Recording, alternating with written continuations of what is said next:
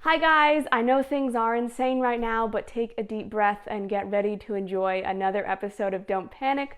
I'm your hostess, Sapphire Quarter. Today, I have some crazy news to share with you guys. Unfortunately, this week I have broke the number one rule about news, which is that it should always be new, and all of this news is old. And of course, by old, I mean it happened some weeks ago. But I have not seen anyone else talk about the news that I'm gonna share from this angle, so you're still gonna wanna stick around. Why is the video late this time? Well, I got sick twice, and it was my birthday, which means my birthday is really close to 9/11. My grandmother likes to tell a story where I had just been born, and she called my dad in the hospital, and she went, "Did you hear the news?" And he went, "No."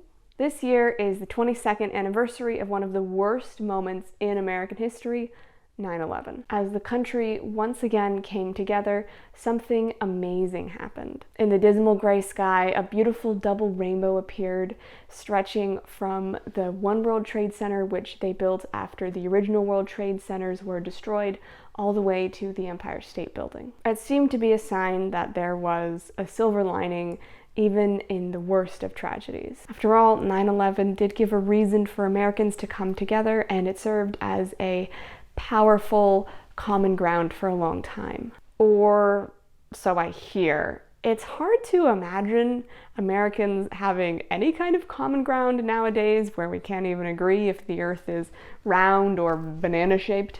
And that may lead just how we know the earth to be banana-shaped. This new learning amazes me, Sir Bedivere. Explain again how sheep's bladders may be employed to prevent earthquakes. Speaking of political controversies, did you hear that Trump's economic advisor, Peter Navarro, has been charged with contempt? Basically, what happened was Congress subpoenaed Navaro and said that he had to supply them with some documents as well as come to a deposition, which is kind of like a pre-trial testimony. I actually knew that before looking into this story. I learned it from Legal. So it was absolutely not just a waste of time when I watched that one episode where he critiqued the Batman legal trial. He should have let me bump off Harvey Dent. We'd all have been better off, wouldn't we, Harv? Yeah, you can't defend your attempted murder by saying that everyone would be better off if you actually completed the murder itself. Anyways, Navarro did neither. Why? Well, he claims that Trump told him that he didn't have to give the documents or the testimony to Congress because he invoked something called executive privilege. It is in the Constitution, and it's integral to the checks and balances that are a big part of American government. I did not know it existed. I've never actually read the entire, I haven't even read parts of the Constitution. It feels like as our democracy is crumbling around us, that would probably be a good thing to do at some point. Anyways, executive privilege allows the executive branch to keep things from the legislative branch. Therefore, Navarro argues he didn't have to comply with a subpoena. But the judge didn't let Navarro use that defense, so he was convicted. Now, we're gonna come back to the judge's reasons in a minute, but first we're gonna talk about Steve Bannon. So Navarro is saying that he is going to appeal the conviction, which is kind of exactly what Steve Bannon did. Steve Bannon is another former Trump ally, and he was convicted of contempt of Congress in similar circumstances. Navarro went on to argue that the only reason these charges were being brought against him at all is that the Democrats were unfairly going after Trump and his people. In other words, the charges were trumped up. Everybody in that friggin' White House that I went in with on 2017 January is facing massive legal bills and possible prison time because these SOBs want to keep Trump out of the White House. Wow, I mean, you said friggin', guys. Okay, I get it. I don't like swearing either, and I'll go to great lengths to avoid it. It almost never matters, but whenever I mention this Quentin Tarantino movie, I call it Inglorious B words, and then no one ever has any idea what I'm talking about. What else would I be talking about? When do we use the word inglorious? I don't even know what that means. Now, it seems to support Navarro's argument that the judge didn't let Navarro mention executive privilege to the jury. So why did the judge order that? According to Judge Maheta, Navarro couldn't remember exactly what the president had said when he enacted his executive privilege. Did he really enact it, or did Navarro just misinterpret his words? The judge said, "I still don't know what the president said," and went on to call the argument weak sauce. Dude, Navarro is like a gentleman from the 1800s who won't curse when ladies are present, and the judge is a Twitch streamer. What, Navarro went for the executive privilege strat? Weak sauce, man. There's gonna be some bang continuity errors in this video. Moving on, did you hear about that earthquake in Morocco? It was a heartbreaking situation with around 3,000 dead and 5,600 injured. The majority of the people that died were killed because the buildings they were in collapsed on them. Many of these buildings were built with crude building materials.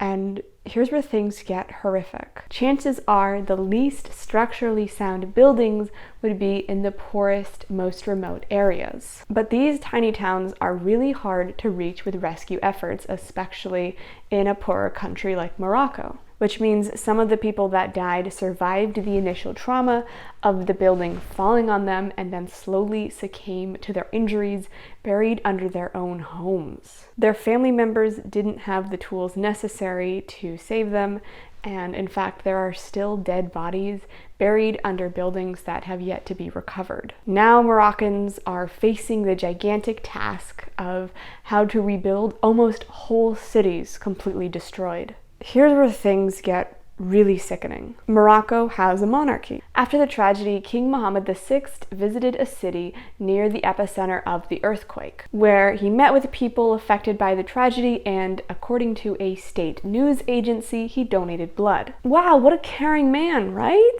Well, he was offered aid from several countries because Morocco clearly lacked the resources to be able to deal with the tragedy by themselves. According to a Reuters report, a local camping on the side of the road said, "The authorities are focusing on the bigger communities and not the remote villages that are worst affected," he said.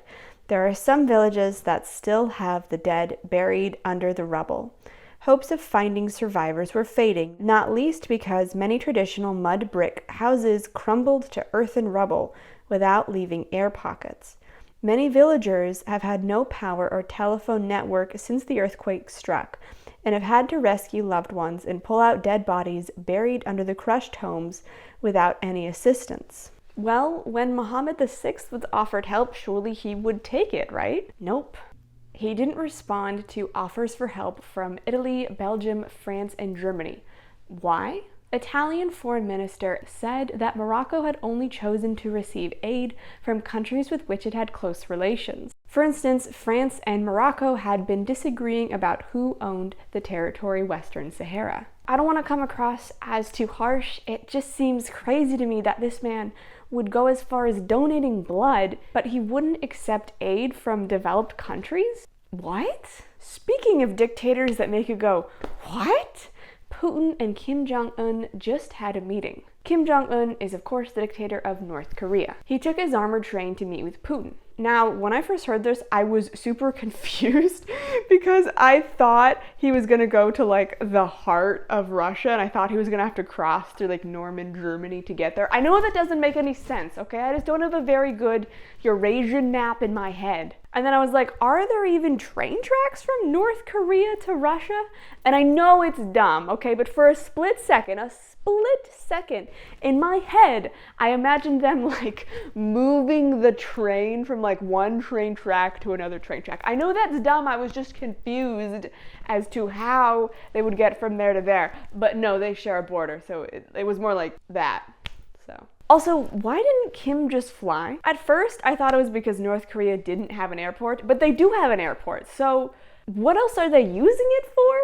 Anyways, according to experts, the dictators met out of necessity. You see, they don't meet a whole lot. The last time was actually 4 years ago. Russia, however, is running out of bullets, and North Korea has some to spare. According to AP, North Korea may have tens of millions of aging artillery shells and rockets based on Soviet designs that could give a huge boost to the Russian army in Ukraine. And he's not desperate at all, guys. He's just getting aging Soviet designs while he's fighting a country that's getting designs from America in 2023. And that's why we're not panicking today, folks. If anything, this deal actually shows how weak Russia and North Korea are. So why didn't Russia turn to North Korea earlier? Well, there are UN sanctions on arms deals with North Korea. So what is North Korea hoping to get out of the deal? Well, experts have mentioned spy satellites and nuclear-capable ballistic missile submarines.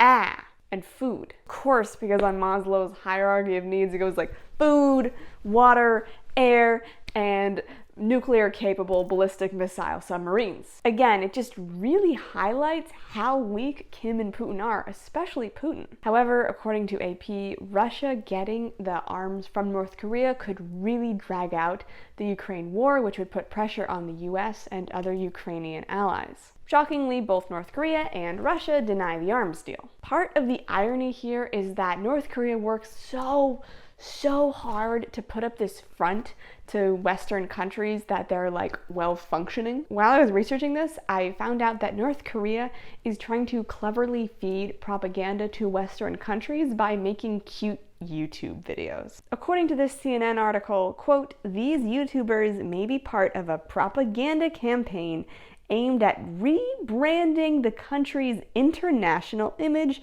as a more relatable, even tourist-friendly place than its constant talk about nuclear weapons might suggest." So let's take a look. What does North Korea's propaganda department think will make us want to visit?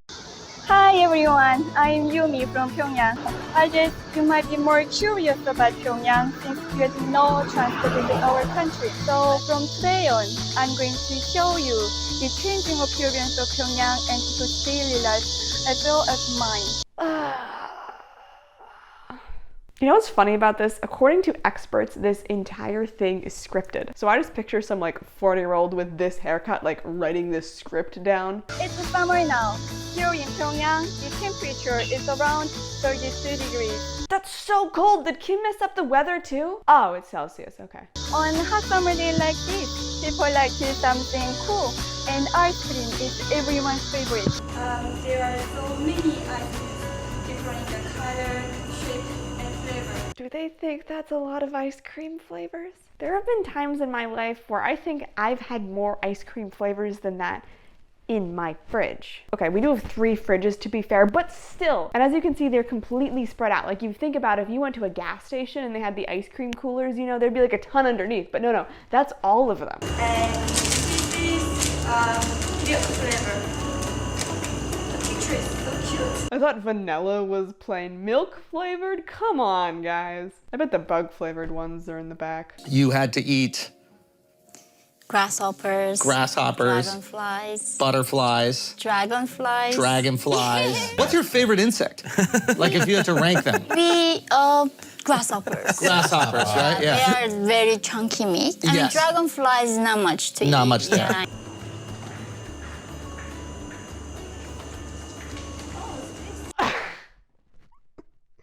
Look, you can see how empty it is. You can see the empty fridges in the back. We're 1 minute and 45 seconds in. Okay, let's check out something else. So this is a different YouTube channel, and the star of this one is an 11-year-old girl. Woo. I'm Song In from Pyongyang. I'm 11 years old and 5th year in the primary school. Pyongyang, where I live, is a very beautiful and magnificent city. Have you ever been to Pyongyang? No. Well, if you come here, you'll be totally surprised because literally wherever you go, there are amusement parks. Huh? Such as Munsu Water Park, the Central Zoo, roller skate park, endless things where our children can enjoy. Is this aimed at kids? Because an adult would never believe that a city was just amusement parks, right? That makes it seem even more messed up. Also, a zoo is not an amusement park. Like, not even a minute in, and the North Korean government is already gaslighting us? It's clearly scripted. I mean, you can tell even by the way she's moving. Just like eyes, ears, nose, ceiling, and desk. I mean, I'm kind of speculating here, but I bet that gesture was pre-planned. It's just a little too perfect, you know what I mean? My favorite book is Harry Potter, written by J.K. Rowling. I bet that your favorite book is Harry Potter too. This is probably my favorite lie in the entire thing because it's so insane. Do you know what happens if you even bring Western media to North Korea. Last year, the country executed 2 high school students for watching South Korean and American movies. The 2 teens were executed in front of locals at an airfield in the city. I just feel so bad for the people of North Korea, and I really hope that their situation turns around for them at some point. Oh, by the way, if you want to know more, there is this defectant called Yemeni Park who has an actually truthful YouTube video. She makes a lot of interesting content, so you might want to go check her out for a more accurate look at what North Korea is actually like. All right, moving on to a more cheery topic. Kittens stuck in storm drains. Okay, it gets better, I'm kidding. So someone heard meowing from a storm drain and they called for help. So the police and the Strong Island rescue team worked through the night and they actually moved